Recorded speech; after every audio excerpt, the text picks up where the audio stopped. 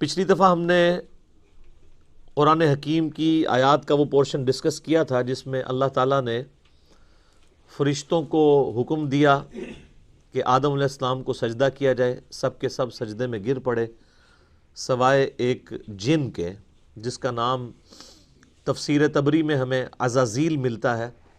اہل سنت کے ہاں معتبر تفسیر ہے، شروع میں لکھی گئی، عزت والا، لیکن بعد میں ذلت اس کا مقدر ہوئی. ابلیس بن گیا، وہ شیطان بن گیا. اس نے انکار کیا اور وہ متکبرین میں شامل ہوا. اس کے بعد حضرت آدم علیہ السلام اور سیدہ حوا کو اللہ تعالیٰ نے جنت میں بسایا. اب اس میں اختلاف ہے کہ یہ جنت وہی والی جنت ہے جو الٹیمیٹلی ہمیں ملنی ہے، یا یہ پروٹوٹائپ کوئی جنت تھی جس میں اللہ تعالیٰ نے کسی باغ میں انہیں بسایا ٹیسٹ کرنے کے لیے، اور انہیں حکم دیا کہ یہاں پر تم رہو، لیکن ایک چیز کا خیال رکھنا کہ یہ جو فلاں درخت ہے اس کے قریب بھی مت جانا ورنہ تم ظالموں میں شمار کیے جاؤ گے. اسی کانٹیکسٹ میں آیت نمبر 36 سے گفتگو آگے چل رہی ہے. اعوذ باللہ من الشیطان الرجیم، بسم اللہ الرحمن الرحیم. فَأَزَلَّهُمَ الشَّيْطَانُ، تو شیطان نے ان دونوں کو پھسلا دیا، یعنی راہ حق سے ہٹا دیا. عنہا، اس سے. فَأَخْرَجَهُمَا مِمَّا كَانَ فِيهِ، اور ان دونوں کو نکلوا دیا اس جنت میں سے جس میں وہ رہ رہے تھے. اب اللہ تعالیٰ نے یہاں پہ تثنیہ کا صیغہ استعمال کیا، یعنی ان دونوں. کرسچینٹی کے اندر یہ چیز مشہور کر دی گئی کہ یہ سیدہ حوا تھی جنہوں نے سیدنا آدم علیہ السلام کو بہکایا، نعوذ باللہ. اور یہی چیز جو ہے وہ ہم مسلمانوں کے ہاں بھی پائی جاتی ہے کہ جی وہ حضرت آدم علیہ السلام کو بھی عورت نے نکلوایا تھا. کرسچینٹی تو پھر بہت آگے چلی گئی، انہوں نے تو ایول لفظ جو ہے نا، یعنی برائی، اس کو جو ڈیڈکٹ کیا ہے ایو سے. اما حوا کو انگلش میں کہتے ہیں ایو، EVE، اور وہ کہتے ہیں ایکسس آف ایول جو ہے وہ عورت ہے. آج یہ لوگ عورتوں کے حقوق کی بات کرتے ہیں. انہوں نے تو یعنی اپنا جو لفظ ہے ایول، برائی، اس کو ڈیڈکٹ کیا ہے سیدہ حوا کے نام سے، جبکہ اسلام کہتا ہے کہ یہ سب کچھ ٹیمپرڈ فارم میں کرسچینٹی کے اندر چیزیں آئی ہیں. اللہ تعالیٰ نے ان دونوں کی غلطیوں کا ذکر اکٹھا کیا ہے کہ ان دونوں کو شیطان نے بہکایا. ان دونوں کی غلطی تھی کہ وہ شیطان کے پیچھے لگے، یہ کسی ایک کی غلطی نہیں تھی کہ وہ کھاتے میں ڈال دی جائے. وَقُلْ اهْبِطُوا بَعْضُكُمْ لِبَعْضٍ عَدُوٌّ، تو ہم نے فرمایا اب اتر جاؤ، تم سب ایک دوسرے کے دشمن ہوگے، تم میں سے بعض کے. یعنی حکم تو ان دونوں کو ہوا اترنے کا، لیکن اللہ تعالیٰ تو ظاہر اپنے ڈیوائن علم سے دیکھ رہا تھا ان دونوں سے ہی میں کثیر تعداد میں مرد و عورت زمین پہ بساؤں گا، تو گویا کہ پوری انسانیت کو زمین پہ اتار دیا. وَلَكُمْ فِي الْأَرْضِ مُسْتَقَرٌّ وَمَتَاعٌ إِلَىٰ حِينٍ، اور زمین میں تمہارا ٹھکانہ ہوگا کچھ عرصے کے لیے، اور وہاں سے جو تم نے نفع حاصل کرنا ہے وہ کر لو. یعنی اللہ تعالیٰ ریسورسز بھی پرووائڈ کرے گا، لیکن دنیا کی زندگی تمہاری عارضی زندگی ہوگی، الٹیمیٹلی تمہیں لوٹ کے ہمارے پاس آنا ہے. اب جو حضرت آدم علیہ السلام نے غلطی کی اس کا ذکر آ رہا ہے کہ اس غلطی کی توبہ کیسے قبول ہوئی. فَتَلَقَّى آدَمُ مِن رَبِّهِ كَلِمَاتٍ فَتَابَ عَلَيْهِ، تو آدم علیہ السلام نے اپنے رب سے چند کلمات سیکھ لیے جس کے سبب انہوں نے اللہ کی طرف توبہ کی، رجوع لے کر آئے، تو اللہ نے ان کی توبہ قبول کر لی. اِنَّهُ هُوَ التَّوَّابُ الرَّحِيمُ، بے شک وہ توبہ قبول کرنے والا ہے اور رحم فرمانے والا ہے. اچھا، اللہ بھی توبہ کرنے والا ہے اور انسان بھی توبہ کرنے والا ہے. توبہ کا مطلب ہوتا ہے رجوع لانا. انسان جب گناہوں کے بعد اللہ کی طرف رجوع لے آئے تو یہ توبہ کہلاتی ہے. اور جب انسان رجوع لے آئے اس کے بعد اللہ تعالیٰ بھی بندے کے اوپر شفقت فرمائے، یعنی اللہ تعالیٰ بھی اپنے اس جلال کے بعد بندے پر رحم فرمائے، تو اللہ بھی رجوع لا رہا ہوتا ہے.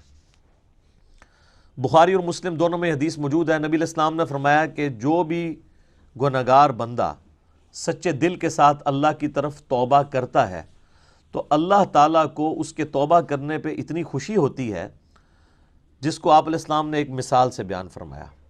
یہ حدیث بخاری میں بھی ہے اور مسلم میں بھی, کہ تم میں سے کوئی شخص اگر ریگستان کے سفر پر روانہ ہو اور اس کا سارا ساز و سامان اس کے اونٹ پہ لدا ہو, وہ کسی جگہ تھوڑی دیر کے لیے آرام کرے اور اس کا اونٹ وہاں سے غائب ہو جائے جب اس کی آنکھ لگے. اب اس کو سامنے اپنی موت نظر آئے, کیونکہ اونٹ کے اوپر ہی سامان لدا ہے, پانی بھی, کھانے پینے کا بھی.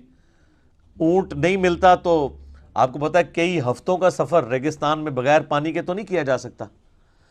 اب وہ اپنی موت کا انتظار کرنا شروع کر دے. اسی دوران اچانک جب اس کی آنکھ لگے, آنکھ کھلتے ہی اس کا اونٹ اس کے سامنے آ جائے تو اسے کتنی خوشی ہوگی. اس سے زیادہ خوشی اللہ تعالیٰ کو ہوتی ہے جب کوئی شخص گناہ کر کے اللہ کی طرف سچے دل سے توبہ کر لے. اور مسلم شریف میں آگے الفاظ ہیں کہ وہ اتنا خوش ہو کہ اس کی زبان لڑکھڑا جائے, من شدت الفرح, اور وہ خوشی کے باعث اس کی زبان سے یہ نکل جائے, اے اللہ تو میرا بندہ میں تیرا رب. حالانکہ وہ کہنا یہ چاہ رہا ہو کہ اے اللہ میں تیرا بندہ تو میرا رب, یعنی اس کی زبان بھی لڑکھڑا جائے, اتنی اس پہ شدت خوشی کی طاری ہو. اس سے زیادہ خوشی اللہ تعالیٰ کو اس شخص پر ہوتی ہے جو اللہ کی طرف رجوع لے ہے. جامعہ ترمذی میں حدیث ہے کہ موت کے غرغرے سے پہلے توبہ قبول ہے, اس کے بعد کبھی توبہ قبول نہیں ہے. اس لیے آپ دیکھیں کہ فرعون نے جب توبہ کی, قرآن حکیم میں آتا ہے جب وہ ڈوبنے لگا تو اس نے کہا کہ میں بنی اسرائیل کے رب پہ, موسیٰ اور ہارون کے رب پہ ایمان لایا. تو اللہ تعالیٰ نے کیا فرمایا تھا, الآن, اب لے کے آیا توبہ, کوئی فائدہ نہیں ہے. تو نزع کے عالم سے پہلے جو توبہ کر لے گا اس کی توبہ ایکسیپٹیبل ہے, ادروائز کوئی توبہ نہیں ہے.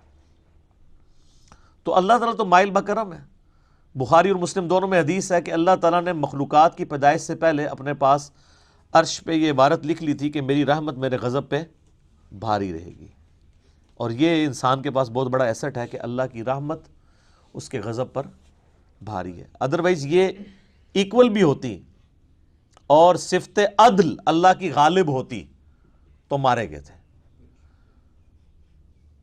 عدل کریں تے تھر تھر کمن اچیاں شانہ والے, فضل کریں تے بخشے جاون میں ورگے منہ کالے. واقعی اگر عدل پہ بات آ جائے تو کوئی نہیں. اور یہ قرآن حکیم میں کئی جگہ یہ مضمون آیا ہے. سورہ فاطر کے اینڈ پہ بھی آپ چلے جائیں, اللہ تعالیٰ فرماتا ہے کہ اگر اللہ تعالیٰ لوگوں کو ان کے گناہوں پہ پکڑنا شروع کر دیتا تو کوئی بھی مخلوق زندہ نہ رہتی روئے ارض کے اوپر. اگر یعنی اللہ تعالیٰ پکڑ شروع فرما دیتا تو یہ اللہ تعالیٰ ڈھیل دیتا ہے انسان کو کہ انسان اللہ کی طرف پلٹ آئے. بخاری اور مسلم دونوں میں حدیث ہے, نبی علیہ السلام نے فرمایا کہ حدیث قدسی ہے کہ جب میرا بندہ میری طرف ایک بالشت آتا ہے میں ایک ہاتھ اس کی طرف بڑھتا ہوں, وہ ایک ہاتھ بڑھتا ہے میں 2 ہاتھ اس کی طرف بڑھتا ہوں, ٹھیک ہے, 10 ہاتھ بڑھتا ہوں, وہ چل کے آتا ہے میں اس کی طرف دوڑ کے آتا ہوں. اور پھر آپ علیہ السلام فرمایا کہ اللہ تعالیٰ فرماتا ہے کہ میرا بندہ مجھے دل میں یاد کرے میں اسے دل میں یاد کرتا ہوں, وہ کسی مجلس میں یاد کرے میں اسے بہتر مجلس میں یاد کرتا ہوں. اور یہ حدیث اس بات کا ثبوت ہے کہ اللہ تبارک و تعالی انسان سے بڑھ کر اس پر رجوع فرمانے والا ہے. یعنی انسان ایک قدم بڑھتا ہے تو اللہ تعالیٰ 10 قدم اس کی طرف آتا ہے, بشرطے کہ وہ صدق دل سے اللہ کی طرف لوٹ آئے. یا ایھا الذین آمنوا توبوا الی اللہ توبۃ نصوحا, اے ایمان والو اللہ کی طرف ایسی توبہ کرو جو آگے کو نصیحت ہو جائے. یہ جو خالی خلی توبہ ہے نا یا استغفار کی تسبیح پھیرنا, یہ اللہ تعالیٰ کو جو ہے وہ محبوب نہیں ہے جب تک کہ اندر سے انسان سچائی کے ساتھ اللہ کی طرف لوٹ رہا ہے. پورے قرآن حکیم میں کوئی ایک آیت بھی ایسی نہیں ہے جس میں اللہ تعالیٰ نے یہ فرمایا ہو کہ جتنی مرضی بغاوت کر لو اور اس کے بعد باغی رہو تو میں تمہیں معاف کر دوں گا. ہمیشہ یہ ٹاپک آیا ہے کہ جو کوئی بغاوت کرتے ہیں اس کے بعد فوراً توبہ کر لیں اور پھر اپنی اصلاح بھی کر لیں, صرف توبہ نہیں, پھر اللہ تعالیٰ ان کو معاف کر دے گا. وہ تو پھر سورہ الفرقان کی آیت نمبر 70 میں ہے کہ اگر شرک سے بھی توبہ کر لے گا تو ہم اس کے گناہوں کو بھی نیکیوں سے بدل دیں گے. لیکن یہ جو آج کل دھوکہ دیا جا رہا ہے نا اللہ کی رحمت سے, اس میں میرا یوٹیوب پہ ایک کلپ بھی ہے, اللہ کی رحمت سے دھوکہ. اور لوگ کہتے ہیں اللہ تعالیٰ بڑا معاف فرمانے والا ہے. کس کو معاف فرمانے والا ہے؟ اس کو جو رجوع لے آئے. بغاوت کرنے والے کے لیے وہ ڈٹا رہے، اس کے لیے کوئی توبہ نہیں، اور رجوع لانے کے بعد اپنی اصلاح بھی کرے، اپنے آپ کو سدھار بھی لے. اچھا، یہاں پہ جو الفاظ ہے فَتَلَقَّى آدَمُ مِن رَبِّهِ كَلِمَاتٍ فَتَابَ عَلَيْهِ، کہ آدم علیہ السلام نے چند کلمات اللہ تعالیٰ سے سیکھ لیے جس کی وجہ سے اللہ نے ان کی توبہ قبول کی. سورۃ البقرہ میں یہ کلمات نہیں آئے. اس کی وجہ یہ ہے کہ قصہ آدم اور ابلیس اس سے پہلے 6 مختلف جگہوں پر بیان ہو چکا ہے، لیکن مصحف کی ترتیب میں وہ جگہیں بعد میں آئیں گی. لیکن قرآن کے نزول کے اعتبار سے چونکہ یہ چیز ہو چکی بھی تھی، یہ تو مدنی صورت ہے، نبی علیہ السلام کے اعلان بعثت کی آلموسٹ سمجھ لے 15 سال کے بعد نازل ہوئی ہے، اور اس سے پہلے 2/3 مکی قرآن نازل ہو چکا تھا. اس میں وہ پوری ڈیٹیل موجود ہے سورۃ الاعراف کے اندر کہ وہ کلمات کیا تھے. ربنا ظلمنا انفسنا وان لم تغفر لنا وترحمنا لنکونن من الخاسرین. اے رب ہمارے، ہم نے اپنی جانوں پر ظلم کیا، اور اگر تو نے ہم پر رحم نہ فرمایا اور ہمیں معاف نہ کیا تو ہم خسارہ پانے والوں میں سے ہو جائیں گے. قصہ آدم اور ابلیس قرآن حکیم میں 7 مقامات پر آیا ہے. اس میں آخری مقام یہ ہے جو سورۃ البقرہ میں ہم پڑھ رہے ہیں، لیکن مصحف کی ترتیب میں یہ پہلا مقام ہے. یہ سارے مقامات پہ جو سکیٹرڈ فارم میں شیطان کی اور اللہ تعالیٰ کی گفتگو ہوئی، حضرت آدم علیہ السلام کا اور اللہ کا جو معاملہ ہوا، اس کو میں نے ایک لیکچر کے اندر کور کیا ہے، مسئلہ نمبر 79، اللہ، انسان اور شیطان. یہ میرا ٹائٹل ہے اس لیکچر کا، مسئلہ نمبر 79. اس میں نے ساری جگہ سے ٹکڑے اٹھائے کہ یہ والا پورشن اتنے حصے میں ہے، یہ دوسری صورت میں بیان ہو، جس طرح اب یہاں پہ وہ کلمات نہیں ہیں. البتہ ایک کمزور درجے کی روایت ہے المستدرک للحاکم کے اندر کہ حضرت آدم علیہ السلام نے اللہ تعالیٰ کے حضور نبی صلی اللہ علیہ وآلہ وسلم کا وسیلہ پیش کیا، جس کی وجہ سے اللہ تعالیٰ نے ان کی مغفرت کی. پھر اللہ تعالیٰ نے ان سے پوچھا کہ تمہیں محمد صلی اللہ علیہ وآلہ وسلم کا علم کیسے ہوا؟ تو انہوں نے کہا کہ میں نے جو ہے وہ جب تو نے مجھے پیدا کیا تو میں نے تیرے عرش پہ تیرے نام کے ساتھ سیدنا محمد رسول اللہ صلی اللہ علیہ وآلہ وسلم کا مبارک نام دیکھا تھا، تو مجھے اسی وقت پتہ چل گیا کہ یہ ہستی تیرے حضور عزت والی ہیں. اب یہ حدیث تو حاکم کے اندر موجود ہے، لیکن انتہائی کمزور درجے کی روایت ہے. یہ امام ذہبی نے تو بلکہ اسے آلموسٹ لکھا ہے کہ یہ گھڑی ہوئی روایت ہے. اور انجیل برناباس جو پبلک کے اندر ایک مشہور ہے نا، اس میں بھی اس قسم کی ایک روایت لکھی ہوئی ہے. تو وہ تو ظاہر ہے کہ کرسچن آن بھی نہیں کرتے، میں نے اس کے اوپر کئی دفعہ بولا ہے کہ وہ کوئی اتھینٹک نہیں ہے. مسلمان اس کو اس لیے پیش کر دیتے ہیں کہ جی اس میں ظاہر ہے وہ میرے خیال میں تو کسی مسلمان نے بیٹھ کے لکھی ہے وہ، کیونکہ اس میں انہوں نے جو اسلوب اڈاپٹ کیا ہے وہ اللہ کی کتاب نہیں لگتی. اللہ کی کتاب کا تو ایک مزاج ہوتا ہے نا، اللہ کی کتاب کا مزاج جو ہے وہ توحید کے اراؤنڈ سینٹرڈ ہوتا ہے. جبکہ آپ انجیل برناباس پڑھیں گے تو وہ آپ کو لگے گا کوئی نعتیہ کوئی کتاب ہے، تو وہ تو اس کا اسلوب ہی بتا رہا ہے، تو اس لیے ہم تو اس کو آن نہیں کرتے. بہرحال میرا یوٹیوب پہ کلپ لاکھوں لوگوں نے دیکھا ہے. کیا یہ کائنات نبی علیہ السلام کے لیے بنائی گئی؟ کیونکہ اسی حاکم کی ایک روایت میں آتا ہے کہ ہم اگر محمد کو پیدا نہ کرتے تو یہ ساری کائنات بھی پیدا نہ ہوتی. یہ بات اپنی اصل میں اس حد تک تو درست ہے کہ پوری کی پوری کائنات انسان کے لیے پیدا ہوئی ہے، کسی ایک انسان کے لیے نہیں، انسانیت ایز اے ہول کے لیے. جو پچھلی دفعہ ہماری آیات بھی گزر چکی ہیں کہ ہم نے جو کچھ زمین میں ہے تمہارے لیے پیدا کیا.